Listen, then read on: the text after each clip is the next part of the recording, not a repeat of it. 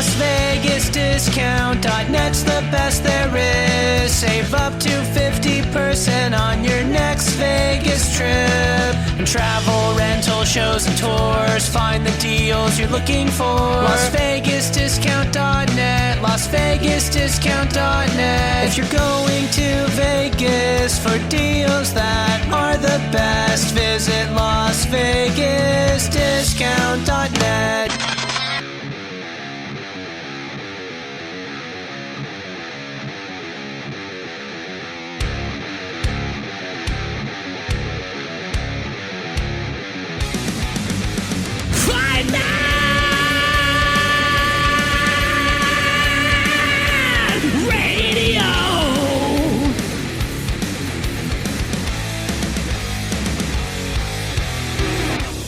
FightNetRadio.com with Andrew and Lee, talking boxing, combat, sports, comedy, football, and everything kick-ass. All on FightNetRadio.com. Fight Net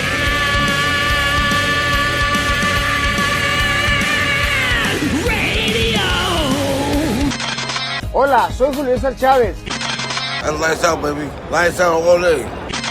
This is Sugar Ray Leonard, and you listen to Fight Net Radio. I mean, this is ridiculous. It's a radio show. It ain't a one-hour television spectacular. Everyone in this room is now dumber for having listened to it. We gon' know. I got eyes and ears everywhere. I got friends all over the world, man. Who gives a shit with White? He's a piece of crap. With a tear in my eye. Hi, everybody. Welcome to Fight Net Radio. My name's Lee Hunnish. I'm joined by Andrew Lopche. Andrew is a writer. I am the comedian. Today's the air quotes in the correct place, Andrew. My job is to make you the sport that we love to hate, and Andrew's job is to be an impassioned fan. How are you today, Andrew? Doing good. How's it going, Lee? You sound down, Andrew. Has the Raiders... I know how to pick you up. Has the Raiders season got you down already? No, we're doing all right. 2-2. Come on. What's wrong with that? Nothing. All right. Nothing at all. It's better than the Chargers. Yeah, the Raiders are doing okay right now. Some of the teams have had to have some major injuries for us to, pull out those victories, but that's the NFL, right? Right. One team had like 3 starters on the bench that day on the offensive side of the ball. It doesn't matter. We won, but who knows? Who knows? I like where we're going, Lee. I like our running back. Hey, can we say he's real? Okay. Jacobs. You can. Hey, come on, Lee. Have you watched this kid? No. Oh, you don't? The Raiders aren't in Vegas yet. I told you I'm not going to be. Oh, dude, you're not watching them when they're in Vegas. Why would you think you're watching them then? Because I told you I'm buying season seats. Oh, okay. Hey, you know what? There's a lot of people that don't know about that. They think the Raiders are going to be shown on Channel 2, 10 a.m. over here in the Bay Area when they're gone. Do you think they'll be shown in the Bay Area when they're playing in Vegas? Yeah, of course. I know this because I'm in San Diego, right? You're as a Chargers absolutely fan. Insane. So San Diego is still being treated like they're regular Chargers fans, right? So they get all the San Diego games on local TV. I heard the Raiders aren't even played in L.A. and we're in Oakland. You're not. Okay, the Chargers then. are. The Chargers get one channel. The Rams get the other channel in LA. Exactly. Right. I wonder what's going to happen with our other channel when the Raiders are the Las Vegas. What will Kroenke and Spanos do? Technically, in a non-football market, you get 3 morning games. You get usually 2 on one channel and 1 on the other channel, right? You're used to having a team locally, so you can have up to 4 games. Like the LA market can have 4 games in the morning, right? Like a Rams game, a Chargers game, and then the doubleheader. But you're right. We only have 3. You're right. Right.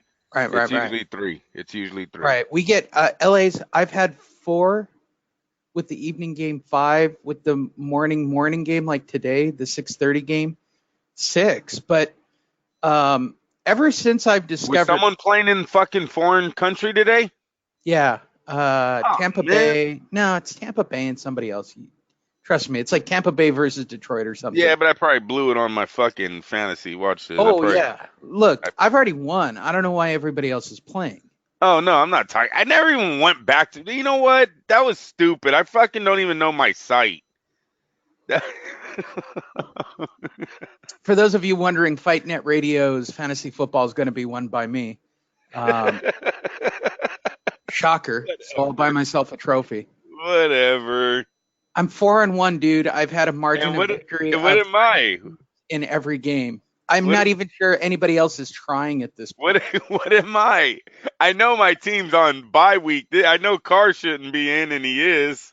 I don't know. I haven't looked this week. I mean, I only made my changes. But even my Yahoo League, my big league, the one I pay for, fantasy's down right now. Football fantasy isn't as hot as it used to be. Right. Does it sound like we're stalling because there's a lack of stories this week? I hope not. You know, there was a lot of football in the beginning, though. It is. Hi, everybody. This is a boxing show. Those of you that listen to this show that are regulars, this show is about boxing each and every week. Andrew and I try to do our very best to give you the hottest stories, the latest reviews, talk about the events of the past week and results. Well, everybody fought on Friday and Saturday. And everybody who fought won. There you go. I'm glad we could have this talk. I mean, we're going to talk about one fight specifically, but I mean, we could start right off because I didn't do zero-in stories.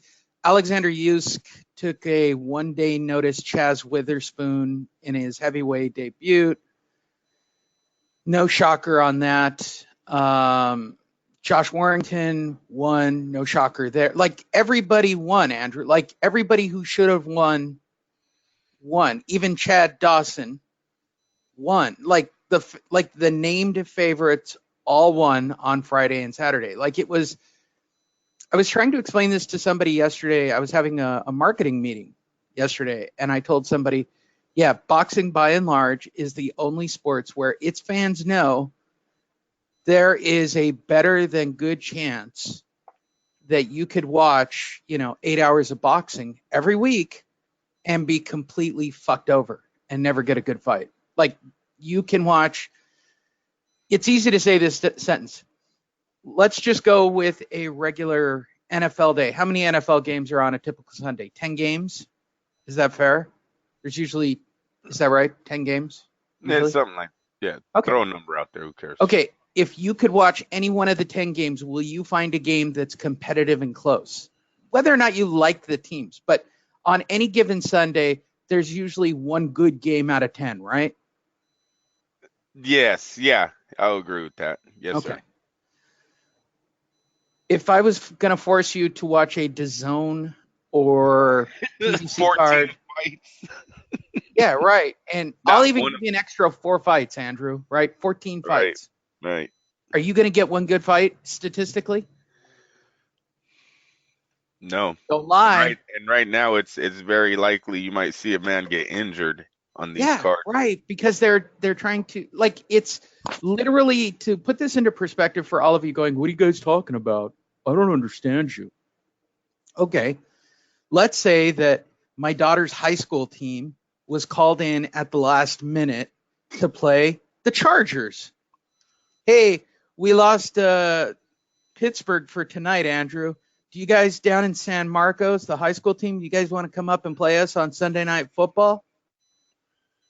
There's going to be an injury. There's going to be a couple of kids who get killed on the field.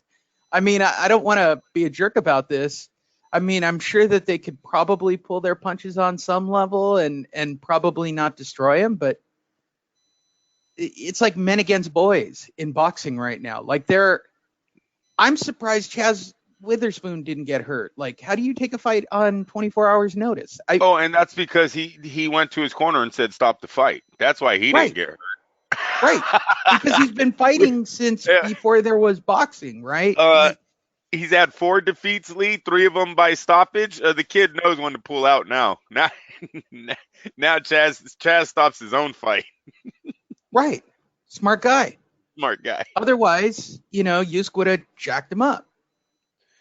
That's the reality of boxing right now. We're not, we're going to talk about it. We do have a few stories to discuss this week, but I watched Canelo flip-flop all week with his, I don't want to fight him, right? To, okay, maybe I'll fight him. Okay, maybe I won't fight him. what's in it for me if I fight him? Like, he did it every single day. He put out a different story since the Triple G fight to where we are today, which is, okay, I guess I'll fight him. Well, I mean, Okay, come on, what else are you going to do to make money, bro? Like, who competitively are you going to get to fight if you're Canelo Álvarez? And everybody just stop this. Well, the best have to fight the best. The best aren't fighting the best. We don't have a playoff. We don't have a Super Six in the middleweight division. We don't have it in the welterweight division. I'm kind of pissed off and over it, right?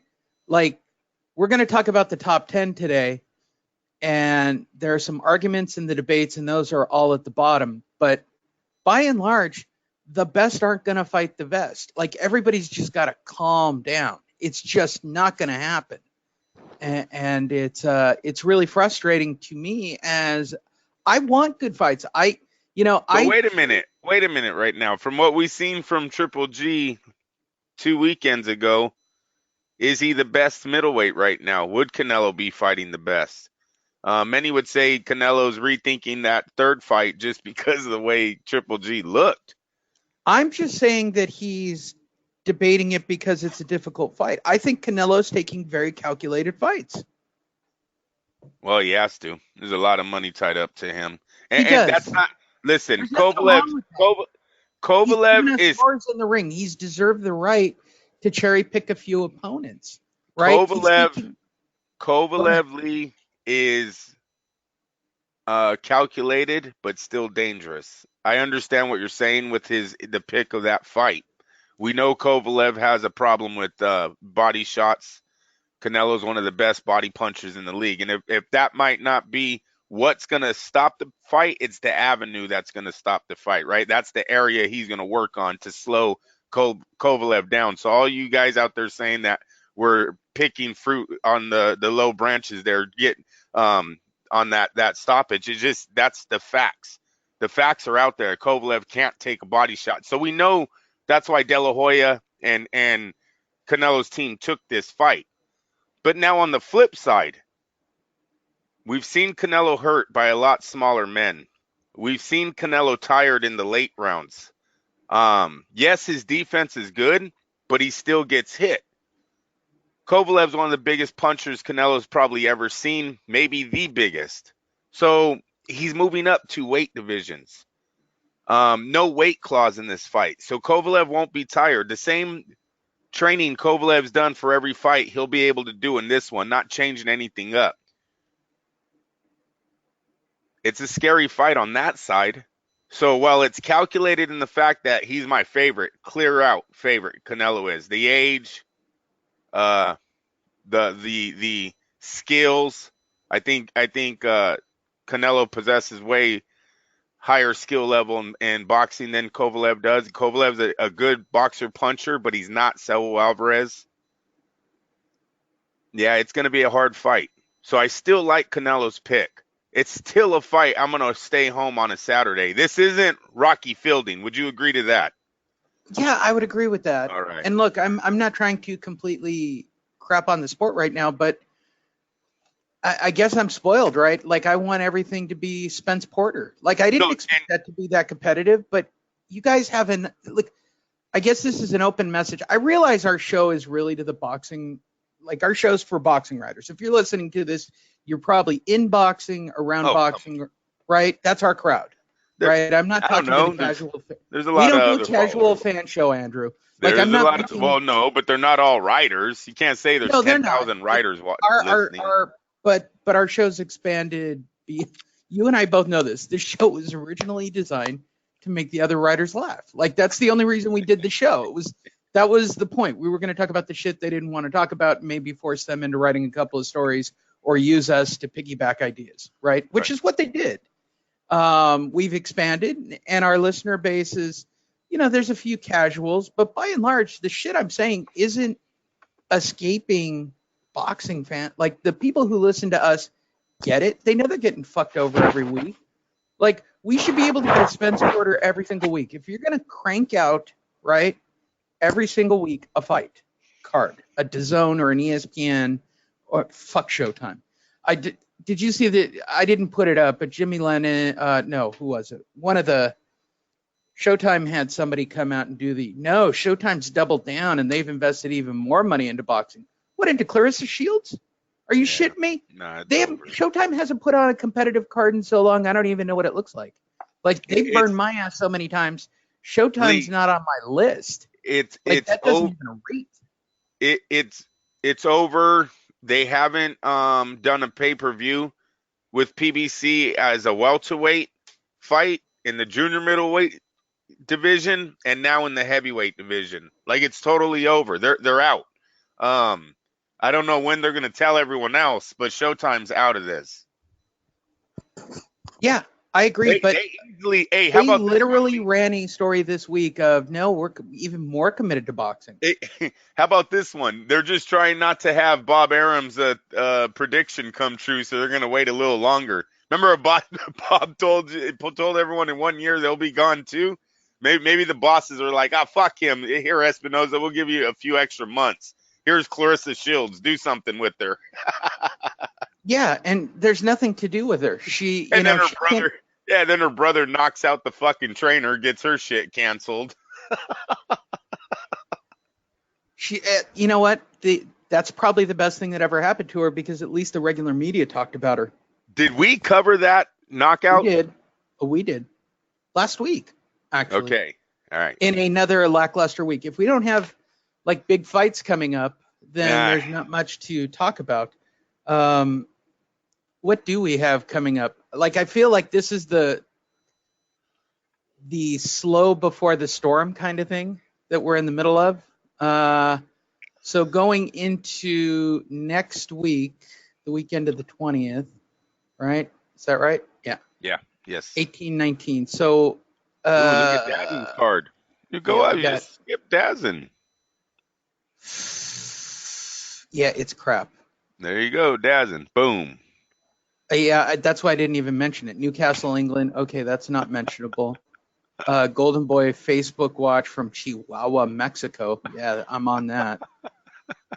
Let me put in my travel plans for that. Nope. So we really don't have anything till the week of the 24th, 25th, 26th, when Oscar's putting on a card in Indio on Thursday. Friday, not Milan, Italy, but on Friday there's, UFC Fight Pass. I actually was originally going to go to Reno to cover this fight. That's a Roy Jones Jr. card. And then on Saturday in Reno, I was originally going to go. It wound up being my sister's surprise birthday party. Yay. Nice. Shakur Stevens and Joette, and you're at a fundraiser. So neither of us are going to Reno to have fun to see the first decent. This is a decent fight. It's not a great fight, but it's going to be watchable at least, right, I would think. Right. But the rest of the card is crap. Oh my God. The rest of the card is Reno, Nevada. It's a long drive for one fight, bro. Long fight. No, definitely no names. Good, keep going. Right. I'm looking for a big name. Like, hey, go up. There's Progress. When's him? Taylor, the Josh 26. Taylor Progress fight is in London. Look at Chisora's fighting Price, David Price. Now, what a joke! This guy Price, I swear to God, he retires after every fight, and every time he gets knocked out, he retires over there in the UK, and then somehow finds himself back on a fight card. It's a joke they're using that guy. But you remember, Chisora threatened to pull out. He wanted more money. He said these guys, Taylor and Progray. How do you say his name? Progray, right? Yeah, I think that's how you say it. I don't know. Whatever. They're not the ticket sellers. That him versus Parker was Joseph Parker. So he wanted to pull out of the fight. Then all of a sudden, Parker got bit by a fucking spider. Now he's not in the fight anymore. And then they put in David Price. Just a joke. Chisora should walk through Price in probably one round. Yeah. Right, exactly. But you're watching that for this fight. I mean, don't get me wrong. Yeah. I'm jacked up about this fight. Yep. Right? Yep. I'm all about this fight. I'm literally all about this fight. I want to see. Look, I'm pulling for the underdog of guys like Progress, like guys like Otto Wallen. Like, they're unsupported, non-major fighters getting opportunities, and if they win in big situations, they have the opportunity. I'm also pulling for anyone that's not trying to fight only guys in their own stable. Seriously. So like the PBC. No, I'm right. That's what I mean. PBC. Like Progress, Yep. Ottawellen was a wild card for Bob, but there's not enough of those situations. Like normally when you bring in a guy like a Regis Progress. Lee, a lot of the American talent signed with Al Heyman, man. And I agree. I completely agree. Oh, wait, we've got a Showtime card. Erickson Lubin and Nathaniel Gallimore. I'm so excited, Andrew. Robert Easton Jr. Wow, versus Adrian Granados. I feel like I've seen this fight already 5 times. Exactly. Yeah. Like this fight has happened 5 times. I'm pretty sure. You've seen those guys 5 times each on a PBC card. Yes. Are you sure? You sure I haven't seen them fight each other? I feel like they have. Like I feel like this is the Showtime move. He just puts a name in a hat, bro. Pick. Right. There you guys go. These are the 2 guys that are fighting. Good luck. Effie Ajabagabagabagabag. Look, it's crap. It's crap. How long do I have to go before I get to a fight where I go, wow, that's a fight, bro? Well, we're starting to see the decline of the PBC. Their fighters none of them have turned out to be Floyd. Deontay Wilder's still the 3rd best, or what? I guess you'd say 2nd, right? Because Andy Ruiz. Well, you know what? They got Andy Ruiz and Deontay, so he's got a lifeline in the heavyweights. Al Heyman has a lifeline in the heavyweight division. If he could get Andy Ruiz out of Saudi Arabia with those belts, then that man only needs to get through one more fight as under Dazin, and he can go straight back to the PBC, and they're going to have one of the biggest heavyweight fights ever over here in America. Seriously, Ruiz, Deontay Wilder will be huge. The Mexicans, the Americans, everyone's showing up for that fight. So he does have a lifeline in the heavyweight division. But both of them are not Floyd Mayweather. They got a ways to go before they are. They both would. Seriously, only one of them is going to turn out to be Floyd with the loss, but only one of them will turn out to be Floyd. Deontay's undefeated, but I don't know. Go back and watch Tyson Fury fight. I guess that's always going to be over Deontay's head. He can scream the 12th round all he wants, but it's a 12-round fight. Hi, everybody. Welcome to Fight Net Radio. Lee Honish, Andrew Lopachet, bringing you the wonderful world of boxing. That was our intro. Hope those of you on the podcast enjoyed that. Content for you guys. Let's get started with the news for the week. News of the week is brought to you by Fight Net Radio. Go to Fight Net Radio. Check out everything on the page. There are links to everything you like, ways to listen to the show, video, clips, and a comprehensive news feed based on the old Google machine, so it's not influenced by any one organization. Also, please check out our Fight Net Radio merchandise store. But if they're willing to pay you, we would be one organization. Look at Lee. That's a callback. People who are watching the video are, what? Because you don't listen to the podcast. Go to fightnetradio.com, click on the link. If you're a video person, go listen to the podcast every single week or one of the broadcasts. If you're a broadcast person, go to Fight Net Radio and click on one of the video links. You can watch video of me staring into a camera like this. There's no Andrew on video this week, but let's not worry about that too much. Okay, let's start right off with the biggest story of the week. Braun Strowman is going to face Tyson Fury. He's going to target the cut, Andrew, because this is can't believe he said. See, it's that's official during a press conference at T-Mobile Arena in Las Vegas. I'm trying to be professional, Andrew. Go ahead. This comes to us. Who is this? Deadspin boxing scene. Video, Braun. Okay. It's official. During a Friday press conference in Las Vegas, WWE and Bob Arum, by the way, who was there, officially announced Brock Lesnar versus Cain Velasquez and Tyson Fury versus Braun Strowman for WWE's Crown Jewel event in Saudi Arabia, which means Tyson Fury is making $5 million to go to Saudi Arabia to fight a pro wrestler. Following a highly publicized confrontation, which I watched on the Fox premiere Friday Night SmackDown because I'm a wrestling fan, the always unpredictable Fury was offered an open mic during an appearance on Monday Night Raw, which I watched because I'm a fan. However, Fury's demands for an apology quickly led to fighting words with Strowman after a scripted war of words. The two engaged in a brawl as a sea of security guards at the WWE pulled them apart, where Tyson Fury attempted to literally throw fake punches badly, like into the air, like he looked like the worst boxer ever.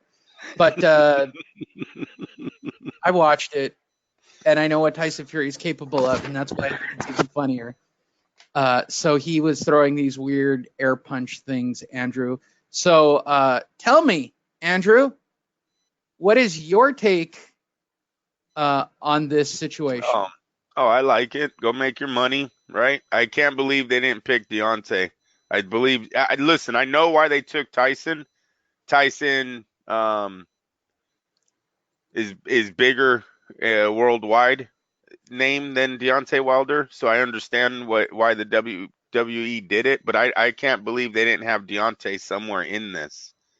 I'm sure maybe that the original plan was to get Deontay or Andy Ruiz or somebody. Lee, doesn't he see? No, but Deontay's just ready for WWE. The whole, his whole, what is it? His other ego, right? When he gets in the fight, the whole bronze bomber ego he gets into, taking off the glasses, looking into the camera, screaming.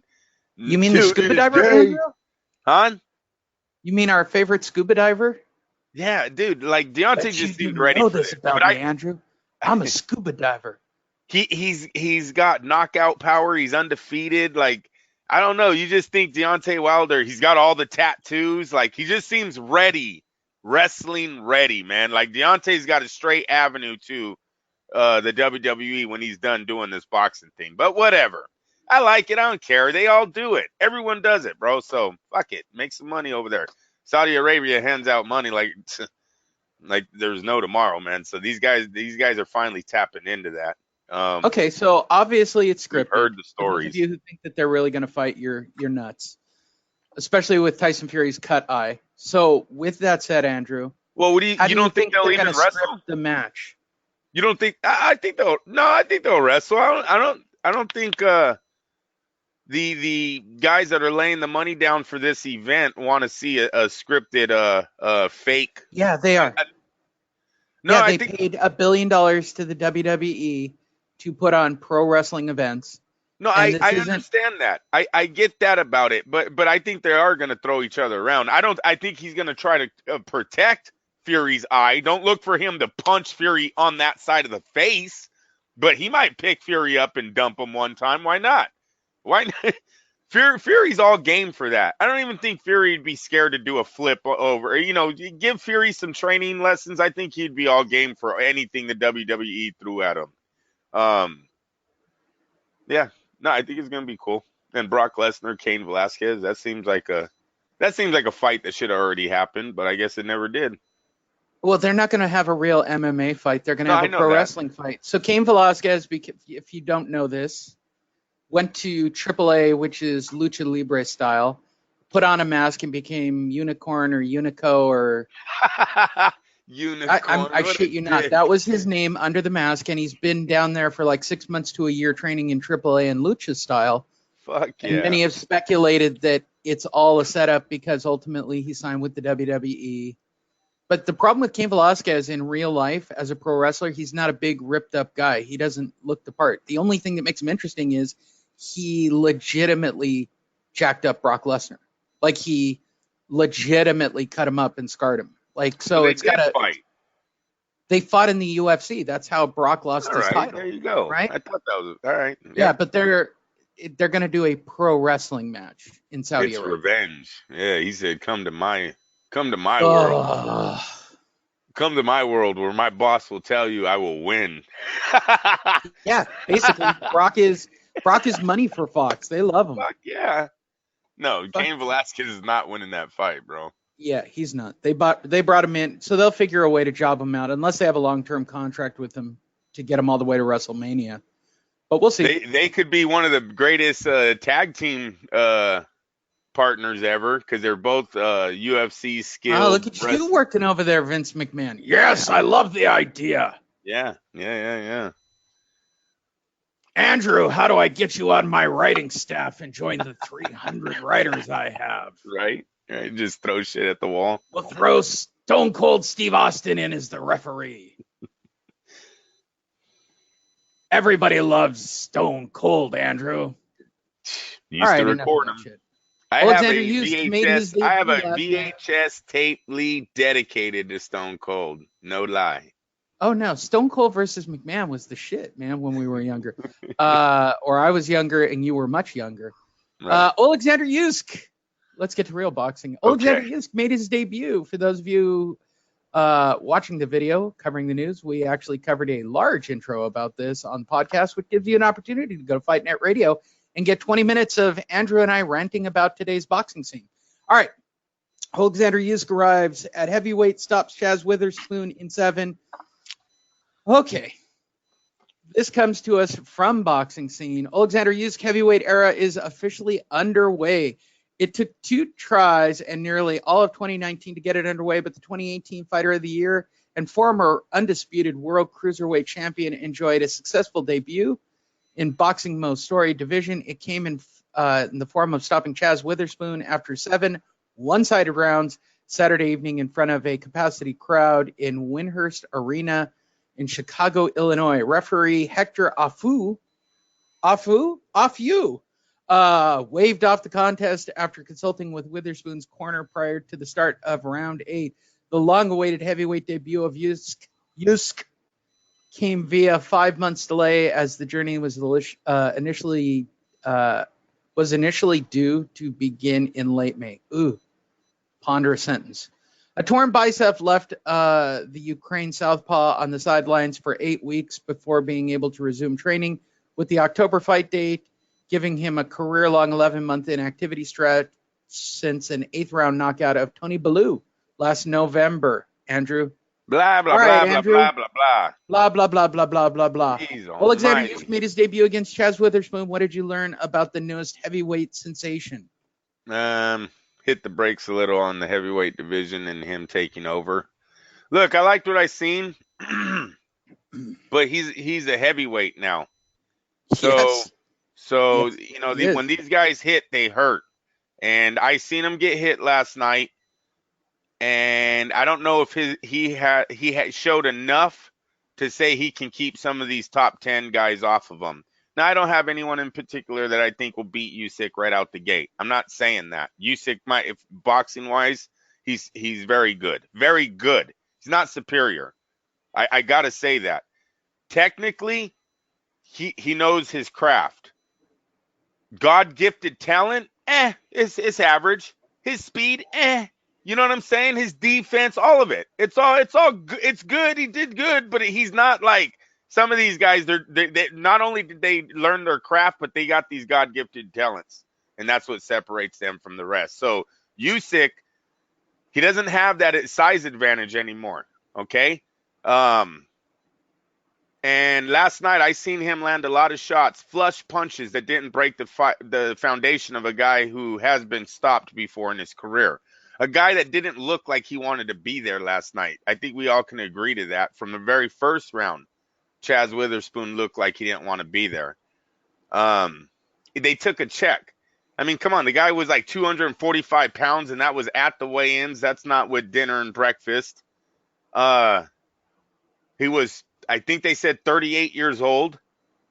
He has 3 defeats, 2 by stop. I think one's a DQ though, so he didn't get knocked out in that fight, but he has been stopped. He's now got 3 stoppages and 4 losses. There's nothing there. So he took a check. He showed up, he got paid, he didn't want to get knocked out. He told his corner to stop it. You seen how disgusted the corner looked when he told him to stop the fight.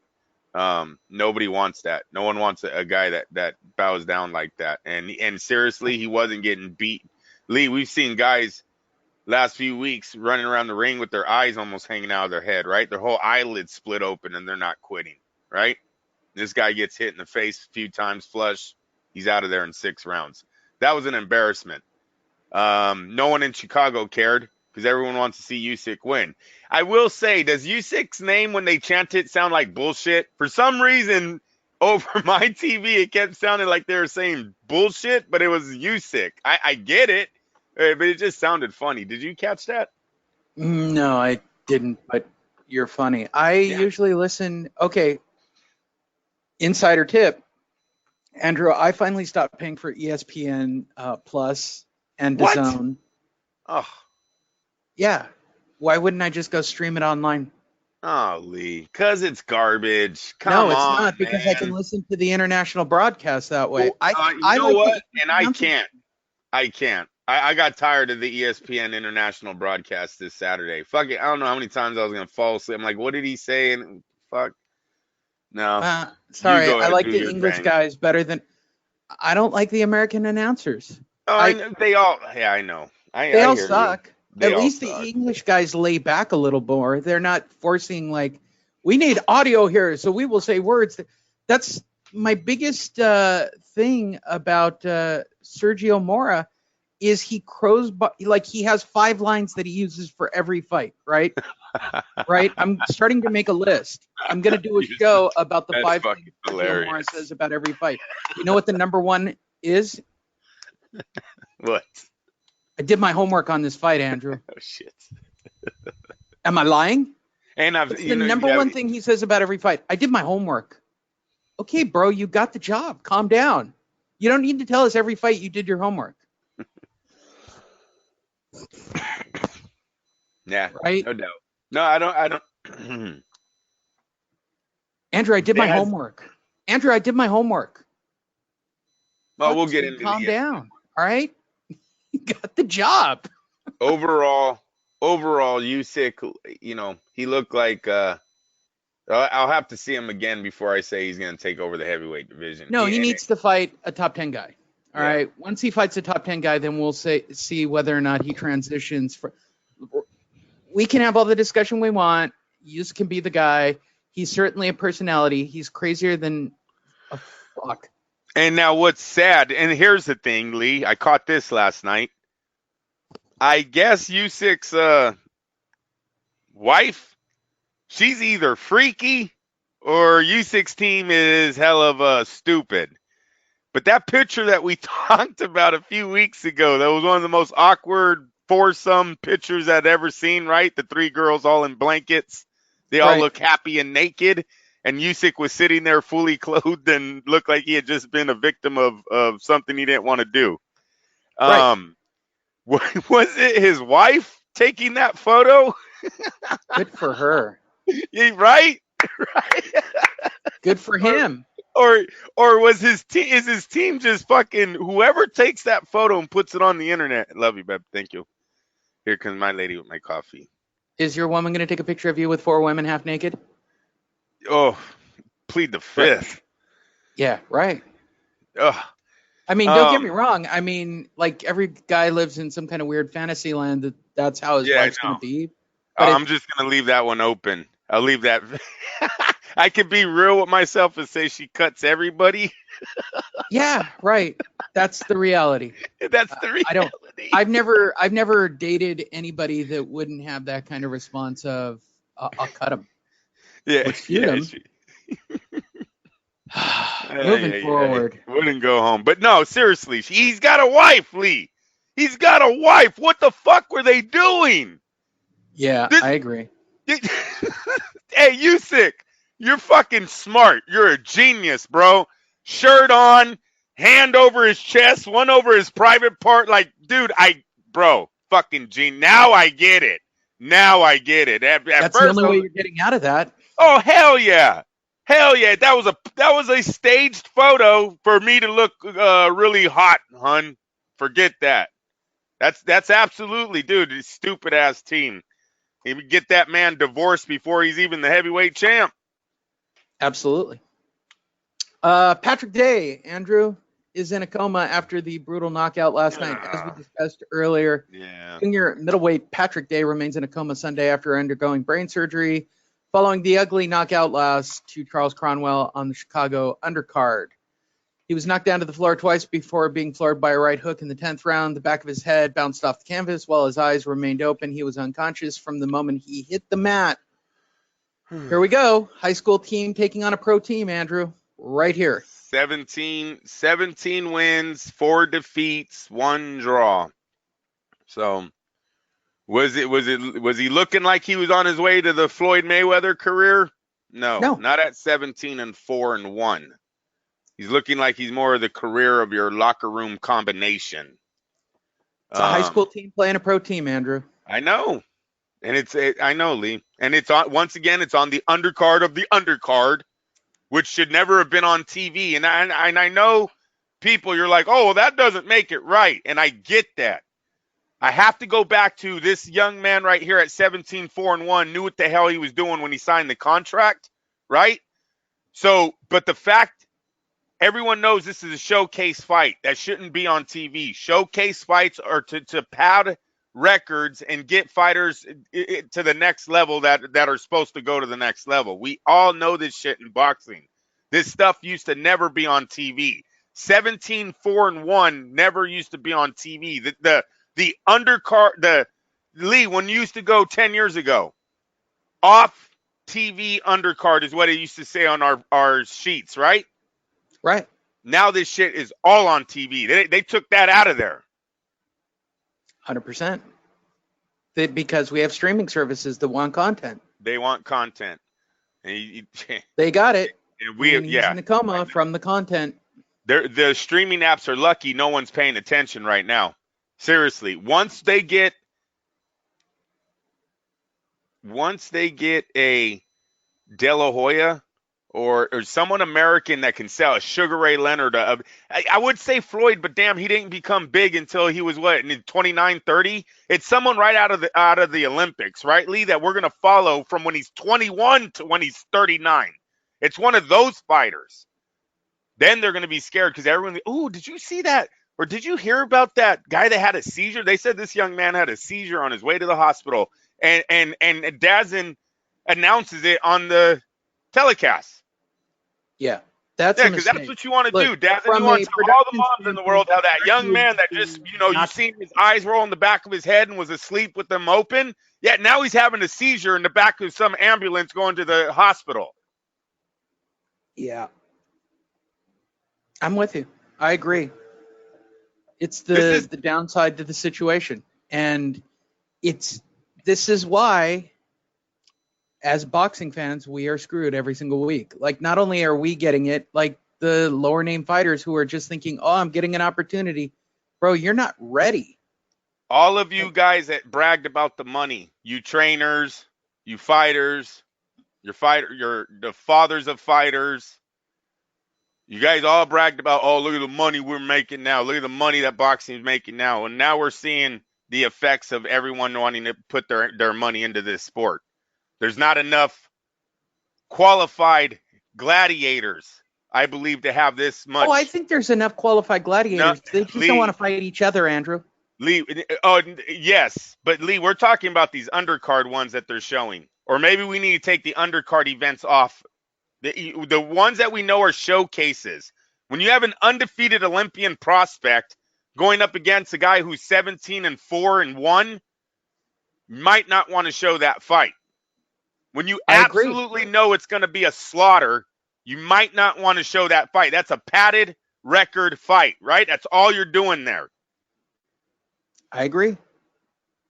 You're preaching to the choir on this, Andrew. No, I'm trying to preach to everyone out there in the boxing world.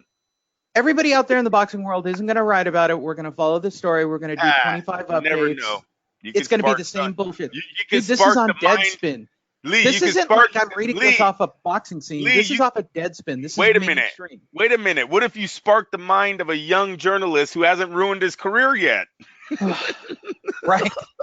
My advice to him would be get a real. Don't write the story. Don't write it. Yeah, right. All right.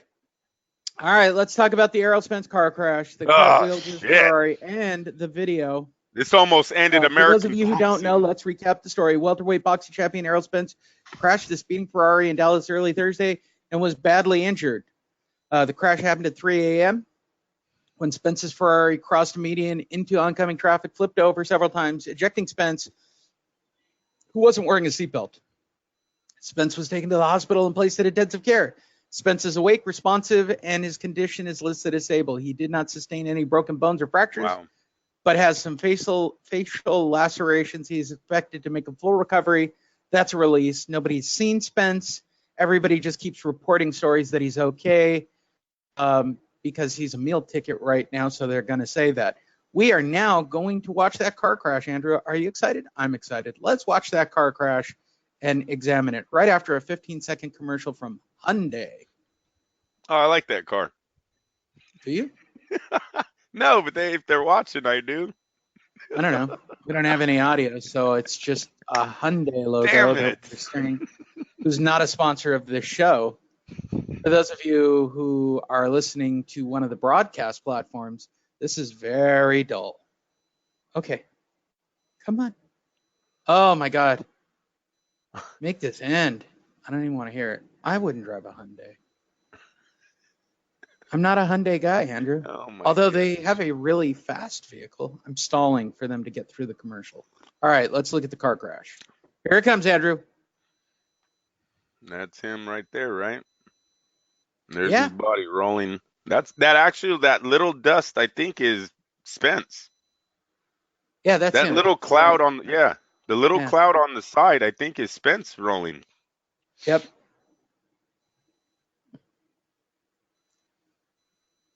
I wish they'd slow that shit down, man. You would think, right? Yeah, it looks like him rolling around behind the car. I mean, he's really lucky he just got popped out. Fucking insane. I'm sure he was drunk. And again, I'm just making a speculation. I'm sure it sucks when the accident is like right after the bars close. You see how it's 2:47 a.m., 2:46 a.m. when he's actually rolling? That's what sucks. Because your theory of he was probably intoxicated is probably correct. 46 minutes after the bars shut. Oh, yeah, no doubt. Look, Andrew, I drove home last night from a venue that was about 30 miles away from my home at midnight. Dude, everybody's fucked up at that hour. Like, I know what's on the road with me. You know what time I wake up every day, Lee. I see this shit every day. Right. Not every day, but at least once a week, dude. Guys going into other lanes, people falling asleep on the road. They're not even, you see it out there. You definitely see it.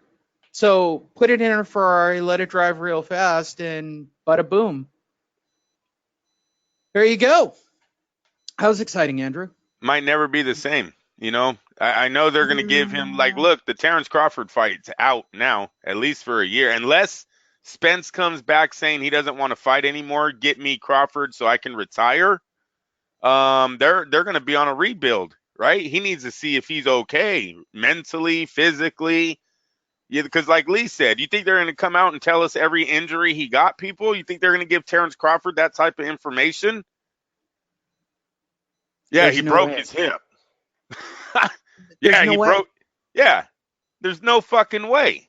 There's no fucking way. There's a reason why in pro football they came up with the doctor's tent.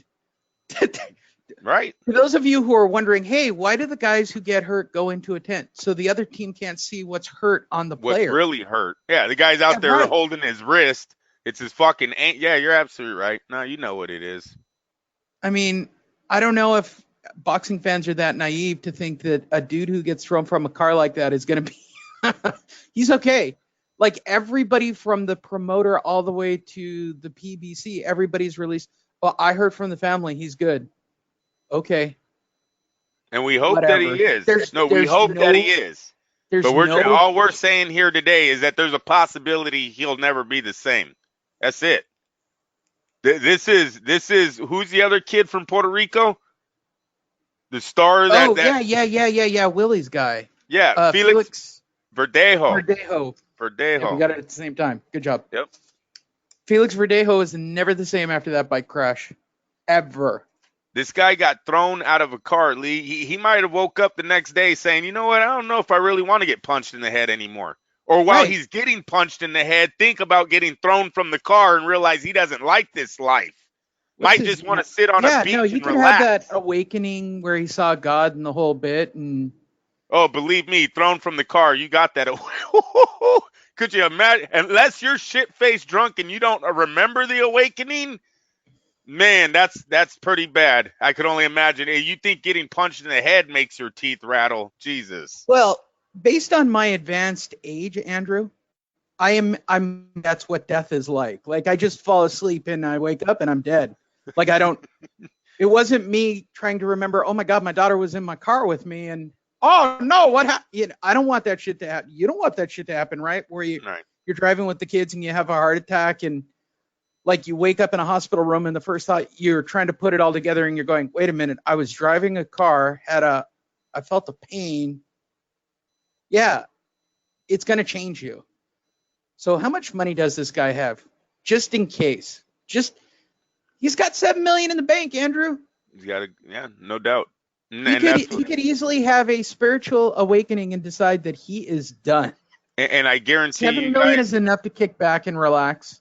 Do we believe? I believe his Porter fight is not in this, so he should have another few million on top of this. What's here?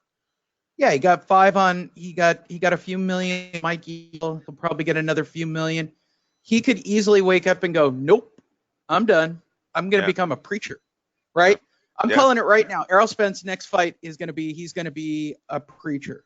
He's going to thank God to be alive and be some kind of spiritual speaker on the, what do they call it? The Preacher Network, TBN. The one that Evander Holyfield's on all the time, mumbling and explaining how much he loves God. Oh my gosh. You just had to take it over. Like, we're doing fine. And then let's. The show isn't for everybody, Andrew. Remember the review? It's not everybody's cup of tea. I mean, shit, man. I haven't been really motivated at least this week, Andrew. It's not Mayweather going victory from there, China exhibition. Hey, Lee, wait a minute. Lee. Yo.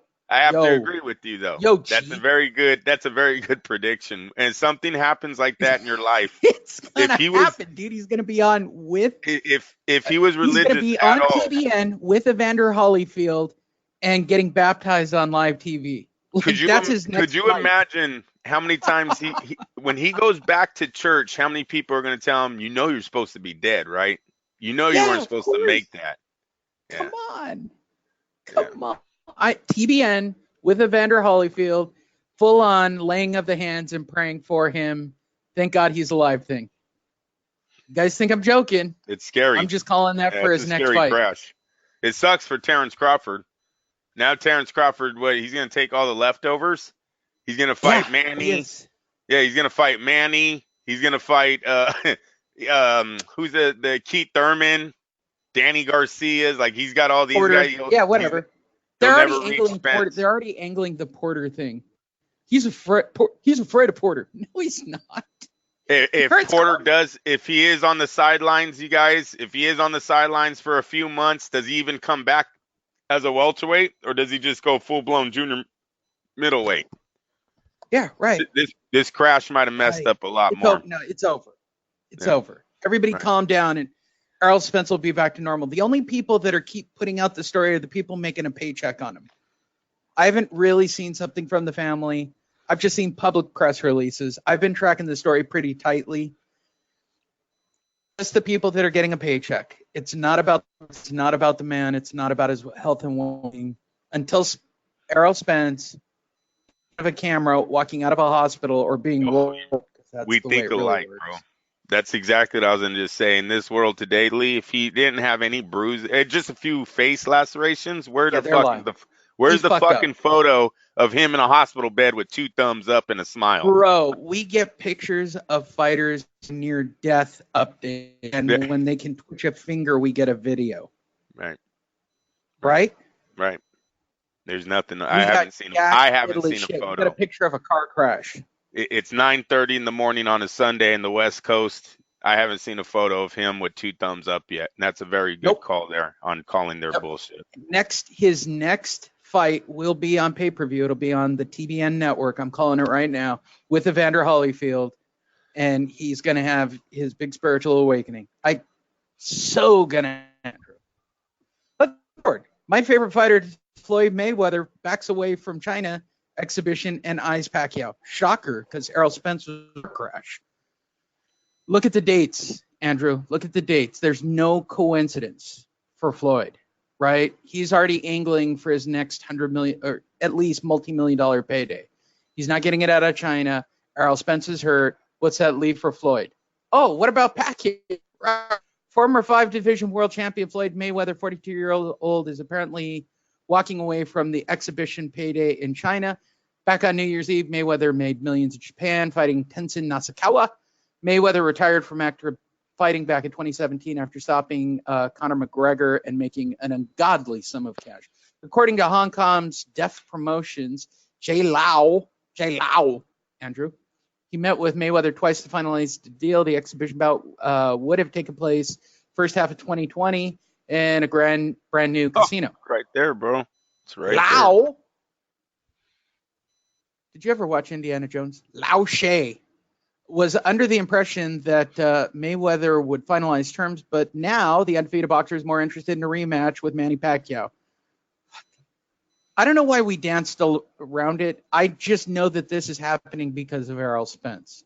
Yeah. So if you guys are wondering what happened because of a car crash, you're looking at it on the screen right now.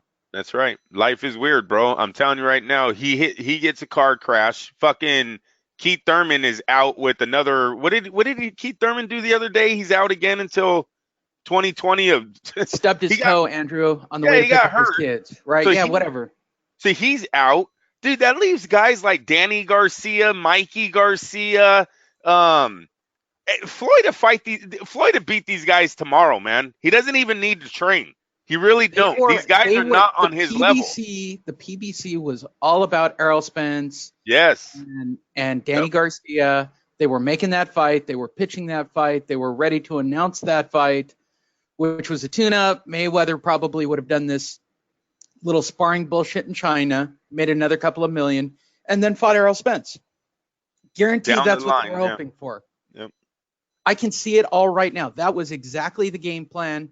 And Al Heyman is like, look, I'm about to lose my company, so we need to cash in. Floyd, you're going to fight Pacquiao right now in Macau, and we're just going to make this fight happen. That's it. That's what's happening, kids. The fight I've told you is going to happen is going to happen. It's been the ace in the back pocket of the PBC since they put Pacquiao under contract. They put Pacquiao under contract. And if you guys think that the PBC is not a Floyd Mayweather company, you're insane. You got to put in there, Spence fucked his own career up. This accident, this single car flip, can you believe that? The single car flip is going to ruin his career, dude. He just put Mayweather back in as the face of the PBC. Right. There's nobody else. There's nobody else. Danny Garcia is a total fucking flop. Mikey Garcia, you can't rely on. He's not signed with anybody. According to Mikey, not signed with. That's what I'm saying. Bro, that's what I mean. He has no loyalty to any, and that's cool. You guys don't act like I'm knocking the man. He wants to be loyal to himself and go out for his own contracts. That's great. But you'll never be the face of a company. These guys, they build the company around them. The plan Lee just broke down for you. Take Mayweather out and put in Spence. It was supposed to be him. Danny Garcia, easy win. Bing, bing, bing. Manny Pacquiao, easy win. Then you move on. Do you want to fight Floyd? Do you want to go junior middleweight? The world is yours. The whole thing was built for you. Yep. Not happening anymore because Al's already switched gears. He had to. Bro, his kid's flying out of the fucking car somewhere in Dallas. He had to. Yep. Anyone see that fucking body laying in the street? Oh, he's fine. Nothing to see here. Pick his ass up. Pick him up. Right. And his promoter, all the way back to his promotional company, he's fine. He's got a couple cuts on his face. He's fine, Andrew. He's fine means we would have seen somebody walking around in that fucking video is he's fine. Yeah. I agree. And what's that really bring us? It brings us Floyd Mayweather, Manny Pacquiao, because that's a payday for Alan Floyd. We have to rewind it 4 years. We're going back 4 years now, you guys. There's not a single person that Al Heyman has made since 2015 that can step up into this place. And that's a fail for everyone who signed with him thinking they're going to be Floyd. Yep. And don't be surprised when UFC jumps on board to help promote this thing and take a piece of it, because this is a great jumping in point. And why not? Yeah, no. I like, you know what? I can't say that, Lee. We're already seeing guys fall almost every month. I won't say every week. Damn, it seems like every month, what? We're seeing a fighter either in a fucking coma or he's dead. And now we're going to add in more money? Yeah, I want my piece. Well, dude, we don't even have guys fighting each other right now. What the fuck are you going to bring? I'm telling you, you put in too many Conor McGregors in with professional strikers, yeah, they're going to see a fucking injury in their sport, in their promotional thing really fast. Dude, this is professional boxing. I agree. I don't disagree, Andrew. I know. In fact, I'll tell you how far. Good job. Don't think the drinking game has gone away, kids. I know. It's a hot take out of Andrew. Guys. It's been slow. Let's talk about Ruiz and Joshua, shall we? The venue has been built or being built. I don't even know how it works, Andrew. The video came out, right? This whole thing was about this crazy monster. Hey, there it is. They're fighting at the Firehouse Subs. No, they're not fighting in Firehouse Subs. They're fighting literally in the middle of the desert. They built literally a ridiculous. That's like awesome. This thing is crazy, Andrew. That's awesome. Look, this is what Mark Davis don't have right here, people. It's called money. They're in the middle of the desert just building a giant venue. Fuck yeah. They claim it's going to be for something beyond this fight, but they have so much money, they're just building the venue for this fight, Andrew. Look at the size of this stadium. It's ridiculous. That's awesome. I think that's all of Saudi Arabia going to the fight, Andrew. I could be wrong, but I think that's everybody. They want to tell you that they're going to have a tennis tournament and other things at the venue, but the reality is... What a great video, though. No, I believe it all. For this. I believe it all, though. They have the money to do this type of stuff, man. These guys were making islands a few years ago, man-made islands out there in the middle of nowhere. Snow inside a building, Andrew. I mean, they're pretty wackadoodle. Right. All right, Andrew. Here's the venue for the fight. One of them dates Kim Kardashian, and she's married. He still dates her. The mom, I guess, goes with her. He pays her $5 million to sit on a couch.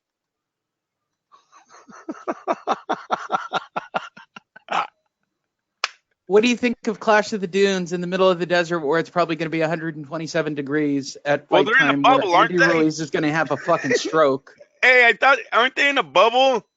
Is it still 100 degrees? Fuck, dude, these guys are no, dumb. It's outside, unless it's got AC that I don't see built into this drawing. I think they have so much money, they're probably like changing the fucking atmosphere weather out there. I don't know, Lee. I don't know. I don't think they could do that. All right, let's be realistic. Think they just pump AC into the ground and out of the ground? What is the weather? I swear to God, I bet you they have AC under all those seats. Arabia in December. Look, somebody's already looked and asked the question, Andrew. Yeah, it rarely falls below 69 degrees, Andrew. Yeah, that's daily not bad. It's about 88 degrees. That's not bad. No, it's the windstorms. Hey, check on windstorms, sandstorms. Look for sandstorms in December. Let's see what that says. That's going to tell us a lot. Saudi Arabia sandstorms? Yeah, in December. Oh, my God, like Mission Impossible? No, it gets bad out there. That's why the rich don't like to really travel out there, they say. Like Dubai and all that, everyone wants to go there. It's actually really cold right now. All right, so December sandstorms, Saudi Arabia. Mm-hmm. Yeah, that's why people listen to Fight Net Radio. No, I'm dead serious, bro. Would that not be the best if there was a full-on dust storm? A dust storm is also called a sandstorm. Blah, blah, blah. It didn't say anything about Saudi Arabia, though. Maybe it doesn't happen too frequently out there, and that'd be fine. But that's what last one was in December 2012. We could get lucky, Andrew, which would make it a really exciting evening. I think no. Maybe it's Dubai. Maybe it's Dubai that gets them frequently. But yeah, planes can't land, shit like that. Like they get really bad out there. So maybe it's just Dubai. I think Mission Impossible was Dubai. I don't think it's Saudi. Okay. But yeah, I'm with you. Yeah. There you go. Well, at least that, and that's why it's outdoors. Now wait a minute, Lee. Give them credit. They got the weather. Okay. They got no sandstorms, and they have the money. What the fuck's the problem here? Stay in your fucking military guarded hotel. Don't ever leave. Dude, it's scary. Nah, I don't know, man. Andy Ruiz is going to get paid, Andrew, and give the belts back. Hey, do you stay I would want to stay at the American Embassy. Can that happen? No. If I was Andy Ruiz, I'd be like, fuck that. You station me at the embassy. I don't want to stay anywhere else. I'm not sure. Look, based on him being a Mexican American, I don't know if that's the smartest call with Trump as president. Oh, you're such a dick. Hey, we seen what you said. We seen what you said about being Mexican. Right. Yeah. You can't trust the American embassy right now. Fuck that. You belong down the street, boy. Oh, wait, there ain't one down there either. Ha! Yeah.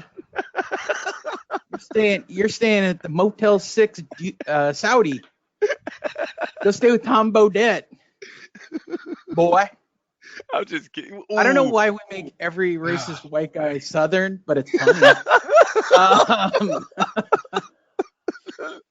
Moving forward, Nigel Benn, who can't seem to get a fight or get approved to fight because of his age being, 55, he feels like he's being discriminated because now he wants to sue everybody, Andrew.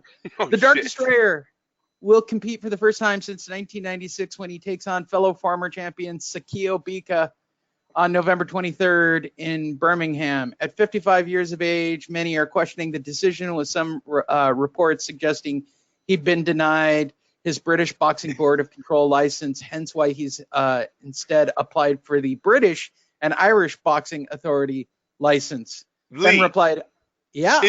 Am I going out on a limb here to say Sakio Bika is going to knock this dude out in 6 minutes? Sakio Bika doesn't knock anybody out, Andrew. Golly. That's why he's fighting him. He is a lot fresher than Nigel Benn. They said he hasn't fought since the 90s, bro. The 90s. The 90s is correct, yes. What the fuck, man? He's going to get destroyed over here in 2019. But he doesn't knock anybody. Look, dude, he doesn't knock anybody out. Knockouts. He has not 20 to mention, Sakio Bika is, 96 himself? So, he's never been stopped. No, this is so scary. That's a good chin, bro. You got 7 defeats and not one. He hasn't fought since 2017. It's not like he's fresh off it. Go to Nigel Benn now. Let's see Nigel Benn's last fight. Oh, no, yeah, it's not going to be good. Hopefully. We don't need to do this. We're trying to help Nigel Benn out. The Dark Destroyer is not going to go well. 1996, bro. Look at the photo. The photo's from 96. Yeah, I probably have that card. I probably have that card in my garage. 96. Steve Collins. After the third consecutive loss. I am 2 months into dating Christina here. 3 months into dating Christina, and we've been together for 23 years. Yeah, I'm going and seeing Holyfield versus Tyson at this time. Okay, that's what's going on in the world. Holyfield Tyson. That's 96, Andrew. Yeah, dude. This is very old here. He's getting knocked out in 6 minutes. I'm sorry, you guys. This guy thinks I don't know what the fuck. Well, it doesn't matter Nigel because Benn. he's starting his case for elder abuse. It should. I don't know what he's thinking here, but you don't come back and fight a guy like Sakio Bika right off the top. Unless Sakio Bika is getting paid to take a dive here. If this was a legit he's getting fight, paid to take a dive. Yeah, he has to be because Sakio Bika would clean his clock. He's not ready for that level. Sakio Bika was top 10 like 3 years ago. He's not ready for that. He really isn't. I mean, don't get me wrong. He looks good at 55. I mean, black don't crack, Andrew. He looks like $1 million at his age. I don't care about that. That means he's in shape. That's great. Is he in fighting shape? There's a difference there. He's been sparring with the kids. He's feeling confident, I'm sure. I think this is if his son is fighting on that card, it's probably to get his son more publicity than him actually fighting. I hope it's a sparring match and Bika falls in 3. That's a car crash waiting to happen. If not, right. Saul Alvarez will be fighting him. No, I'm just kidding. De La Hoya is on. He's a former champ. Yeah, right. He's a good challenge for me. Yeah. Easy, Drago. Easy, Drago. It's an opportunity to let you guys know about Fight Net Radio. Go to Fight Net Radio. If you're listening to the audio, go get some video. If you're watching the video anywhere online, go get yourself some audio at fightnetradio.com. My name's Lee Honish. That is Andrew Lomachenko. We talk about boxing each and every week. We're going to do the boxing pound for pound list. Thank God Wikipedia did all the hard work for me, Andrew, and put several different pound for pound lists right on their site for us to discuss. I don't think the top is in question. I think the question is the bottom 3 and who should be on it. And those are the interesting discussions for today, Andrew. But we're going to do a game show to start this off this week, Andrew. Who's your first selection who should just be in the top 7? I've gone through all the lists. These little tabs up at the top show up on everybody's pound for pound list. So who is your first fighter? And then we will discuss everybody's ranking system. And then you and I will come up with what we think is probably closer to accurate. Who's your first fighter in the top 7, Andrew? He's going to have to be Terence Crawford. And that would be correct. You got your first selection. Why Terence Crawford? 35-0. He's beaten everything put in front of him. He's fought nobody of name yet, Andrew. Sorry, he hasn't. In the welterweights. Khan doesn't look. I understand the arguments and why we're discussing them that way, but the best is not fighting the best yet. Would you disagree with that sentence? Julius Ndongo was a 2-time champ and went to the hometowns of both champions and knocked them out. That dude was scary when he faces him. Jeff Horn had just defeated, and I gotta say, respectedly defeated Pacquiao. I did not think that was a fixed fight at all. That's my opinion. Horn. No, I don't think it's a fixed fight. And I'll make this argument. Terence Crawford handled his scandals in all of these fights, right? TKO of Khan, TKO of Benavidez, TKO of Horn, KO of Ndongo. That's legit, dude. That's handling your business. Yeah. Yes. Victor Postol, I think, had a great before he fights Terence Crawford, had beaten Lucas Matisse. That was a huge win for him. He's undefeated going into that fight. Crawford defeats him. Crawford has done everything he was supposed to with the guys that are willing to fight. But Ndongo and Horn, you're rightly, are probably the best wins of his career. Jeff Horn should have made him the number 1 fighter at the welterweight division when Floyd Mayweather left. I'm sorry. If we're playing the game of the man who beat the man, Jeff Horn was the man at welterweights when Floyd is no longer relevant there. He beat Manny Pacquiao for the fucking title. He gets knocked out in like 9 rounds by Terence Crawford, and here we are saying Spence and Garcia and I don't know who at Thurman. We're all better than Crawford. It's just insane. It is. Who's next on your list? Who should make the top 7, Andrew? That's on everybody's list. We would say Vasyl Lomachenko. I'll go with Vasyl. Correctamundo. Good job. 14-1. I don't know how this guy makes anybody's top 10 list, to be perfectly honest, Andrew. Like, this is the most perplexing thing. We're giving a guy he's on everybody's list. Mr. High Tech. Who the hell has he fought that I should give him a top 10 nod? I mean, am I basing it on his 40-year career as an amateur? They do a lot when you hear the telecasts, correct? They always bring up the amateur record, the amateur. Yeah, but that's not how you make a pro career, Andrew. His pro career is 14 fights. It's Luke Campbell, Corolla, Pedraza, Linares, Rigondeaux. Are you kidding me? Yeah, I'm sorry. That Rigondeaux fight was a total top-ranked job. You know, they took Rigondeaux, 2 divisions away from where this fight should have happened at. And Andrew, how did you get past this Orlando Salido debacle? And never has to face him again. Right. He never faces him again. And I'm telling you guys right now, Who is it? Miguel Beltran, who's the lightweight, the undefeated lightweight. I would keep wanting him to fight Vasily. He has the same style as Salido. Look I can't even remember his fucking name. Good job, fucking Top Rank. Jeez almighty. Burchell? Burchell. Good job. Look at Lee knocking him out today. Yes, Miguel Burchell. Good job, Lee. Fuck yeah. Thanks. They don't want him to fight People that don't guy. think I know about boxing if you keep this shit up. No, I know that, but you're knocking him out the park today. Yeah, I've been stumped and you're helping me out. Very good here, dude. Miguel Burchell, bro. Seriously. He has the same fucking style as Orlando Salido. He has a better record than Orlando Salido. He's younger.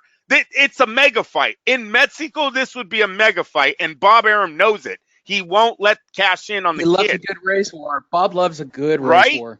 And this guy is ready to face Lomachenko. Bob has no shame. He'll take one of those Irish fighters on St. Patrick's Day, put it in Boston against a black fighter. So Bob has no shame in his game.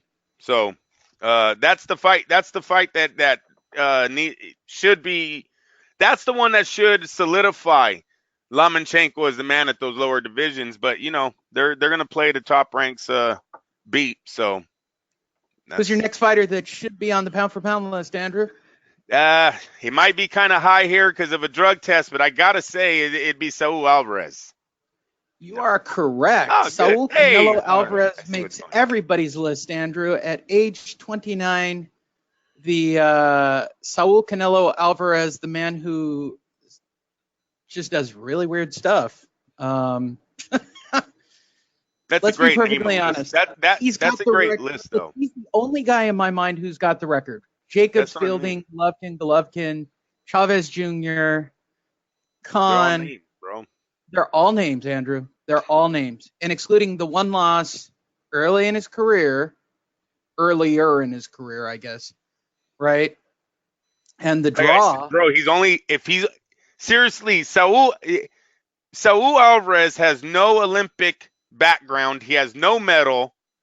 I believe he was 21 or 22 years old when he faced Floyd Mayweather and went 12 rounds. Yep. I think when his career is over, if he stays on the path that he's on today Lee, he's a drug test away from being my number one fighter in the world. I'm dead serious. Look at the list. Angulo, Lara, Kirkland, Cotto, Khan, Smith, Chavez Jr., Golovkin. I'll let the Rocky Fielding thing go because he went up in weight class. And Jacobs. That's tight. He's not. It's a tight record. Daniel Jacobs and Lara are the middleweight, junior middleweight. Those are the two guys no one wanted to face. Nobody faces these guys. He fought them both in his career. Like I said, he's a drug test away. So if he stays on the path that he's doing right now, that Mayweather loss is going to actually look like a victory when it's all said and done because he had no back. He was a very green fighter who is learning in the bars of Tijuana on how to fight and yet goes 12 rounds with the best defensive fighter of our era. So I agree. I have no arguments. Who's next on your list, Andrew? Well, this is where the list gets kind of rocky. Who made everybody's list? We know who it is. It's going to be Usyk, man. It's my personal number one fighter in the world, the unified cruiserweight champion, the guy who likes to photobomb everyone, the most interesting man in boxing, in my humble opinion. You might not know these names, but let me help you out, kids. He beat all of the cruiserweights who had their eyes on becoming heavyweights. You should know the name Huck. You should know the name Breedis. You should know the name Baloo. And once again, if you're not watching the video, Lee, if you look at the flags of where he faced those men, all in their back. He fights them there. He doesn't fight. He doesn't fight at home. Nope. He knows that's easy money. Nope. He's going and taking these. That's why he thinks he can break into the American market as a heavyweight. I don't blame him. Manchester, Moscow, Riga. I don't even know where Riga's at. Yeah, that place.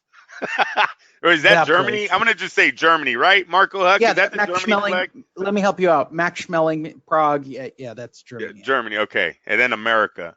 I mean, this dude's flown all over the world and just He went taking and titles, got the titles. He taking took names. the titles for the titles. Yep. And there's no shock that he wants to go to heavyweight, all the titles, and be the guy. He's going to, Andrew. There's no doubt in my mind. Yeah, I got to slow down on that. Last night there wasn't enough. I didn't see enough power. I seen a great boxer. He great counter puncher. Good defense. But he was being hit by a straight right hand. He got hit a few times, and I didn't see his power doing a lot. You guys, Chaz quit because he didn't want to get hit anymore. That's all that was had. Chaz was there for the knockout. He went on the ropes. He allowed the guy to hit him 4 times and didn't knock him out. So he said, I quit. Yep. If you ain't going to do it, I'll do it. I quit. Right. Because he's a psychopath. He's not a psychopath. You can't knock this out. This is the fucking Terminator. Hey, he is probably going to lose fights, but he's going to lose by decision. He's not losing because you knocked him out. Dude, he's certified. Like, he's got crazy eyes. He's got a crazy jaw. I'm all about Oleksandr Usyk. I'm all about it and his crazy antics. I love it. Who's next on your list? Out of all of them, Triple G, Lomachenko, Usyk, Bivol. We watched Bivol fight last night. Him and Lomachenko seem to have the best personalities to do crossover. Triple G. I don't know why Bob's not jumping on Usyk. I don't know. Like, Bob has been signing heavyweights over the last couple of weeks. He's already with Dazn, bro. He signed with Eddie Hearn. Oh, is that what it is? Yeah. Got an Eddie deal? All right. Yep. That would explain it. All right. Yep. So who's next on your list? Well, they're going to go with the kid that was just ejected from the car. I totally don't agree with this, but we'll run with it anyways. Errol Spence makes everybody's list, Andrew. Beat Sean Porter, beat Mikey Garcia, and then it's not as exciting. I don't think Peterson makes him. I don't think Brook makes him. I don't think anything below that makes him. Literally, we're talking about a guy that we're talking about as one of the greatest welterweights because he beat Garcia and Porter. And Mikey Garcia had never fought as a welterweight before that night. He is literally a lightweight champ. 2 divisions down. He is not Roberto Duran. He's not labeled the Hands of Stone and has 89 wins and 1 defeat. Come on, people. Whatever. He's a 5-1 favorite against Sean Porter, and he gets a split decision. He's a 5. I'm going to say it again for everybody because you guys all thought it was a close fight. He was a 5-1 favorite against Sean Porter, and he only got a split decision. So is he the best of the best, Andrew? Never tested to know. He got this Never title. Never going to find out because he's going to be on TBN praying to God. You're so stupid. Rounding out everybody's list. It's going to happen, Andrew. It's just going to happen. Rounding out everybody's list is Gennady Golovkin. Yes, he still makes everybody's list because he's, Triple G, Andrew. From Kazakhstan. This is bad, though. He's not one of the best in the world. I don't know, man. Where's Derevchenko at if he's the best? It's just like Porter. Where's Sean Porter at if Spence is ranked number 4 or 5? Was Porter ranked number 11? I mean, he can't be that far down the list. Right. And his, Lemieux? Wade? Brooks? Don't get me wrong. We're basing it on the fact that he was the undisputed unified champion, middleweight champion forever, right? He just was. Right. He had years of a run defending all of those belts. And that's why we hold him up on a plateau. But moving then into the Canelo fight, then he gets a draw. Everybody calm down. Scorecards matter at that point. And then a loss to Canelo. He didn't get the win. Sorry, I don't want to break it to anybody, but he didn't win. Yeah, and in that Daniel Jacobs fight, Lee, I think he loses the last 3 rounds on all scorecards. Jacobs was coming on hard at the end of that fight. I don't know what the scorecards were, but I think Triple G wins because of that knockdown, if I'm not mistaken. He drops Jacobs in the 2nd round. Whatever the case, I remember Daniel was coming on hard at the end of that fight. Triple G never rematches Daniel Jacobs. And if you've heard Dazn lately, they have both fighters in the same stable. Has anyone heard of a rematch coming out of Dazn? Nope. Which takes us to the last fighter who makes everybody's list, Andrew, and this one I agree with. Naoya Inoue. Hey. I love this kid, dude. Yeah. Love him. I like his Love alias, him. just monster. I Love like his, the nickname's awesome. Yeah, he is a monster. He's legit. Yep. He is all that. We'll see, dude. Nonito's going to test that chin there, bro.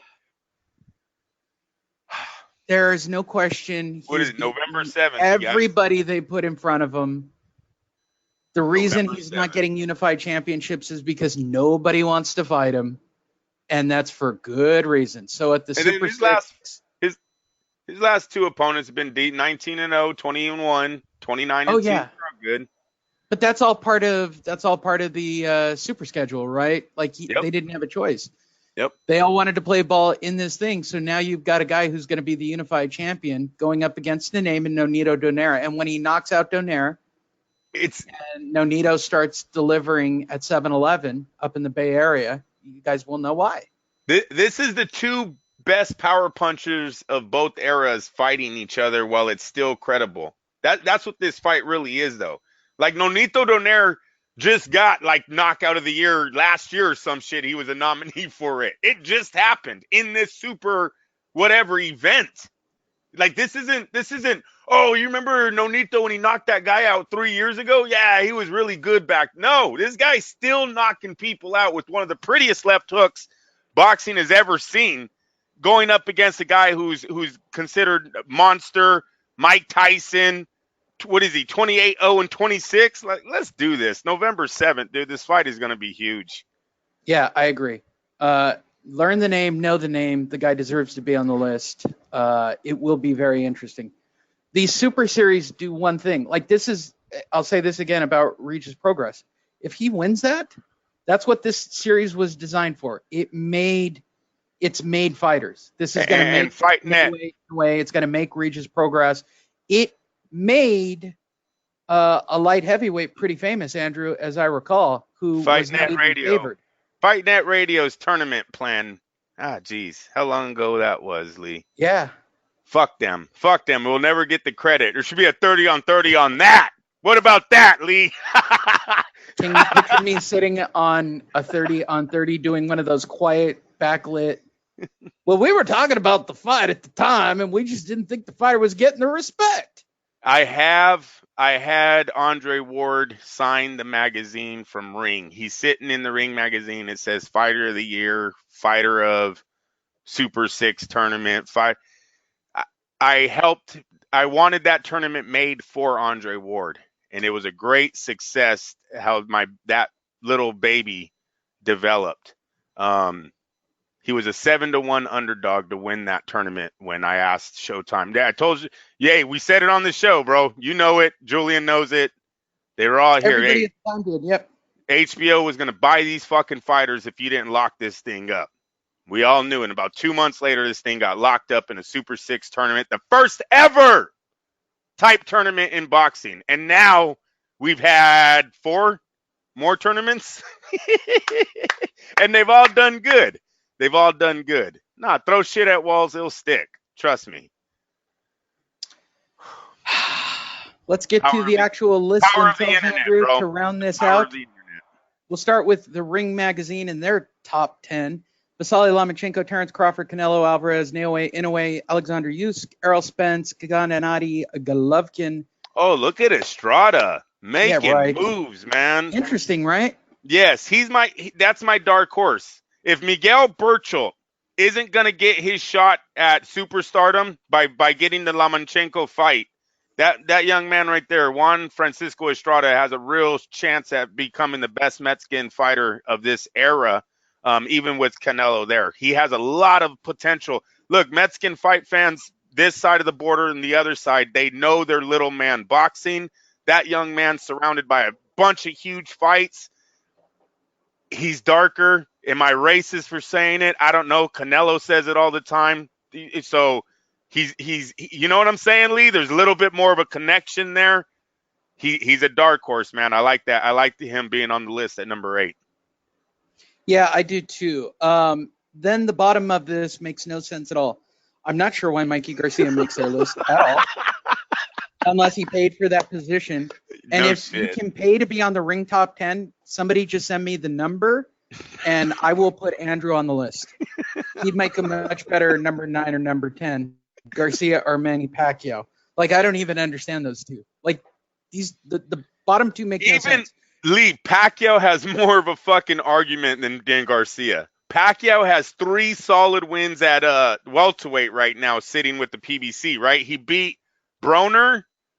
Did he beat Garcia, right? Yeah. No. Spence beat Garcia. Who did Pacquiao? Go to Pacquiao. Click on his name. Let's see who he's beat. Because I could have swore it was box rack. Yeah, sorry. Hold on. All right. I could have swore it was 3 guys he's beaten under the PBC. Remember, it made him hot again. We're like, dude, this guy's hot. He's probably going to get Floyd's fight. Maybe it was 2. Going down. He took out Thurman, Matisse, Broner, and Matisse. Yep. So he has more of an argument, seriously, than Mikey Garcia does. And that's just that's facts, man. Yeah, the Mikey glaring Garcia issue hasn't here done is shit the in loss years. to Jeff Horn. I'll let the Floyd thing go because everybody loses to Floyd, but he does okay. I mean, the 2 Bradleys are really interesting.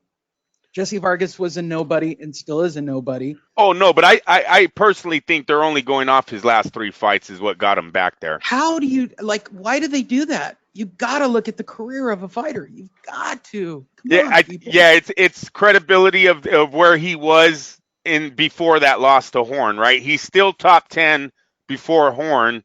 So he loses the Horn. He's probably off of the pound-for-pound list for a few months, maybe a year. You have 3 solid wins. He comes back at number 10. I see the argument. Mikey Garcia, I do not see the argument. Mikey Garcia hasn't done shit in years. Mikey is exactly what the PBC does. You see that record, 39-1-30. Everyone's like, dude, his record is so good. Bro, look at how active he is. Let's look at who he's fought in. There's reasons why some of these PBC guys, they're nowhere in their career, yet you look at their record and they're 35-1-31. It's like, dude, you have a great record. What are you doing? Why have you been on the sidelines so long? It's just the PBC way. Another fighter who got away with that in his career at the end was Miguel Cotto. Miguel Cotto, people after 2 defeats knew he wasn't the same guy, but he got big fights. And whenever he was in the ring, shit, you look at his record, only 2 defeats. That's a great record. Everyone in the boxing world already wrote him off, though, right? Yep. Moving forward, Boxing Writers Association of America, Vasyl Lomachenko, Terence Crawford, Canelo Álvarez, Errol Spence, Oleksandr Usyk, Gennady Golovkin, Naoya Inoue, Estrada made the list. They've got Mikey Garcia on the list, Andrew. What? Am I not understanding this? I'm pretty sure he's lost. His last fight. Yeah. Maybe the lists aren't updated. I don't. No, there's 1 loss and no wins.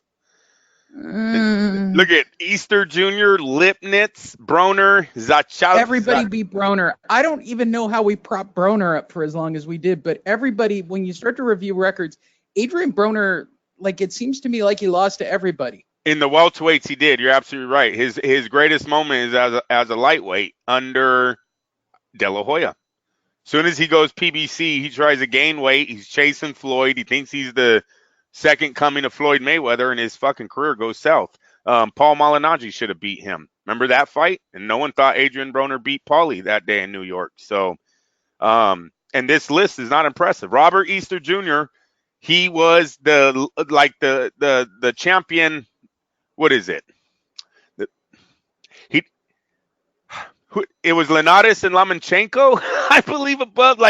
We didn't want to see Robert Easter Jr. You know what I'm saying? We wanted to see Linares or Lomachenko. Let's be real here. No, I'll fight Easter Jr. Let them 2 fight each other. I'll fight the winner. Hey, you guys, I'll fight the winner. Oh, did they fight each other? Yeah, I'm fucking gone. I'm a welterweight. Sorry. Explain to me how Anthony Joshua was on this list. He shouldn't be. Where is he in the ball? Oh yeah, he should be off. No, you get dropped Maybe 4 this times. hasn't been updated or they haven't updated it, but these two of these things do not seem like the other. What's the thing from Sesame Street? Andy Ruiz should be number 10. Oh, Seriously. he shouldn't even be on the period. No, Andy Ruiz knocked out Anthony Joshua in a legit way, though. 4 knockdowns in 5 rounds or something like that. He whooped his ass that night. And if Joshua was the face of heavyweight boxing, Lee, he whooped him so bad. It's like, how is Joshua going to beat him? If Andy Ruiz gets on the bro, that's if he gets on the inside though, and his left hook was that effective in the first fight. Stop. Oh, he better hug. Oh, he better hug. He better hold. Andrew, it's not going to happen. Well, you stop, dude. We all hope. One round. You'll see it on my boxing. All right, Lee. I'm gonna tell you something. Whenever those other upsets happened, it was a knockout. It was boom. He's hurt and either out, lights out, like he never had a chance, or it's a 5-punch Mike Tyson Buster Douglas type knockout. Mike Tyson still didn't have a chance. Anthony Joshua was dropped 4 times in 5 rounds. Like, bro, he had hella chances. Andrew, he's gonna get paid. Shot in the head. Oh no! That's not how the PBC rolls. I think Al Heyman's telling Andy Ruiz, I will make you a fucking billionaire if you can get this fight. I know what you're saying and what Saudi and Arabia wants and Joshua wants, but believe me, the American side of this is also telling Andy Ruiz, you bring those belts back to the States, you're a fucking billionaire. This fight is huge. If you see Andy Ruiz coughing in the corner, that's your fucking fix. Okay, it's him, not him. If I was Andy Ruiz, I would be bringing my own chef. I would be bringing my own water. I wouldn't trust anybody with anything. I would have disinfectant wipes. My team would wipe down my room every fucking time I entered that goddamn place until I'm fucking out of there. Now, we've been watching the Andy Ruiz videos. Do you think that's really going to happen, Andrew? Would I know? No. Hey, I'm giving him pointers, right? Hopefully someone on his team. Lee, listen. Andrew, he's not leaving Saudi with the titles. Yo, I know that. Hey, Lee, listen. Lee, listen to me. You know I have good points on that fucking. I agree. Joshua had his moment to come back and go, oh, wait, I'm the superior boxer. Bing, bing, bang. We're out of here. All right? And he got dropped 4 times in one fight in 5 rounds. Like, that dude could not take the inside pressure of one Andy Ruiz. Now, I hope he goes to the drawing board and learns how to use his jab, stay high, move around the ring. He's got to learn all of that. But just in case Andy Ruiz gets back on the inside, it's going to be it's a questionable fight. I don't know. I can't tell you. I can't tell you it's 100% Joshua's night, dude. I seen a chin that I just don't know about anymore. Okay. Let's see, Andrew. Since we're making a weird segue. Real fast, then I got to go. My wife's losing it out there with the babies, man. All right, that's fine. Let's see what the current odds are, shall we? Here we go. Oh, my God. Nonito's plus 900. We're betting. There it is, Lee. There it is. Oh, I got to call Willie today. Holy shit. They don't have the odds up for that fight. Look at this Progress Taylor fight, man. It's a pick 'em. Yep. No, it definitely is. That's exciting. That is exciting. Why the fuck is David Price plus 300, but Nonito Donaire is plus 9? Oh, my gosh. Whatever. All right, you guys. You know boxing. Let's go. Rounding this out real quickly, the transnational boxing boards have Lomachenko, Crawford, Inoue, Usyk, Alvarez, Golovkin, as we've discussed, Estrada, Pacquiao, Spence, Sor Rungvisai. Good God. That's a name you haven't heard since HBO went off air. Right. ESPN, or as I like to say, the fattest man in boxing, and his list. Lomachenko, Crawford, Alvarez, Inoue, Spence, Usyk, Golovkin, Estrada, Garcia, and Deontay Wilder. How much did you get paid to put that on there, Dan? And last but not least, Box Rec. Hey, Álvarez, look at my guy. Crawford, Golovkin, Lomachenko, Spence, Usyk, Miguel Burchell, Andrew, Yee. There he is. Callum, Beefy Smith, Leo Santa Cruz. What a day for Mexican boxing. If Burchell, Alvarez, and Estrada can all hit top 10, man. Hey, you got Leo Santa Cruz there proclaiming he's Mexican, even though he lived in America. He was born in Mexico, right? Yeah, he was. All right, maybe he lives in Santa Monica with everybody else. I know, but if he was born there, he can do that. So they would have 4 in the top 10. That'd be pretty big. Half the fucking sport would be from that side. So that'd be pretty big. Yes, it would. Hey, everybody, go to Fight Net Radio, where you can check out the video of today's episode. If you're watching the video, go check out the audio of today's episode by going to Fight Net Radio. And while you're there, checking out all the different platforms, click on the merchandise store and pick yourself up a t-shirt. We'd appreciate it. That'll do it. My name's Lee Hunter. That's Andrew Lomachenko. We are Fight Net Radio. We'll be back next week with more. Thanks for listening or watching. Fight Net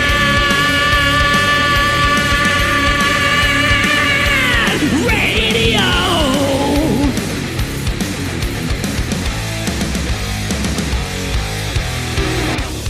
FightNetRadio.com with Andrew and Lee.